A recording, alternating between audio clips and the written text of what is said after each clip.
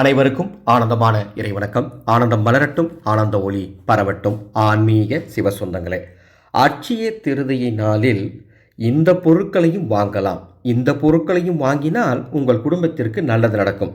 ஒரு அற்புதமான ஆன்மீக தகவல் உங்களோட பகிர்ந்துக்கிறேன். அது என்னென்னு தெரிஞ்சுக்கிறதுக்கு மேலே ஒரு அறிவிப்பு.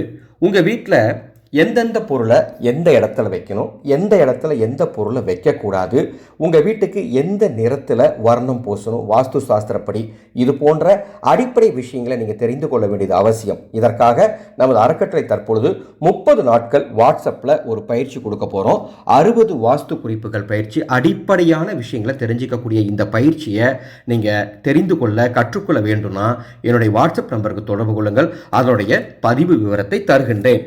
அட்சய திருதிய நாளில் என்னென்ன பொருள் வாங்கணும், என்ன பூஜை பண்ணணும், தங்கம் வாங்க முடியாதவங்க என்ன பண்ணணும், இது போன்ற நிறைய விஷயங்களை தொடர்ந்து நம்ம உங்களோட பேசிகிட்டு இருக்கோம். இப்போ உங்களுக்கு ஒரு 5 பொருள் தரேன். இந்த 5 பொருளை கூட அட்சய திருதிய நாளில் வாங்கலாம் அப்படின்னு நம்ம முன்னோர்கள் சொல்கிறாங்க. அதில் முதலாவது பொருள் பருத்தி. பருத்தியை அட்சய திருதிய நாளில் வாங்கலாம். பருத்தி ஆடைகள் அல்லது பருத்தியை அட்சய திருதிய நாளில் வாங்கினா மன அமைதி உண்டாகும், செல்வம் சேரும் என்று சொல்லப்படுகின்றது. அதே போல அட்சய திருதிய நாளில் மண் பாத்திரம், ஏதாவது ஒரு மண் பாத்திரம் வீட்டுக்கு வாங்கிட்டு வந்தால் செல்வம் சேரும் அப்படின்னு நம்ம முன்னோர்கள் சொல்றாங்க.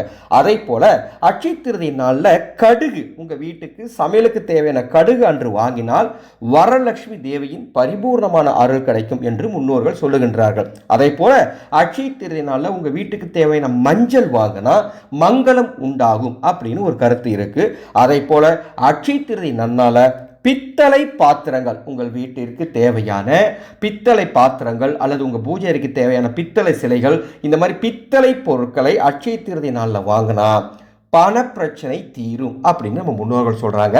இந்த ஆலோசனை உங்களுக்கு பயனுள்ளதாக இருக்குன்னு நம்புறேன். இந்த மாதிரி தொடர்ந்து நம்ம சேனலில் நிறைய விஷயங்கள் சொல்ல போகிறோம். சேனலை இது வரைக்கும் சப்ஸ்கிரைப் பண்ணிக்கோங்க.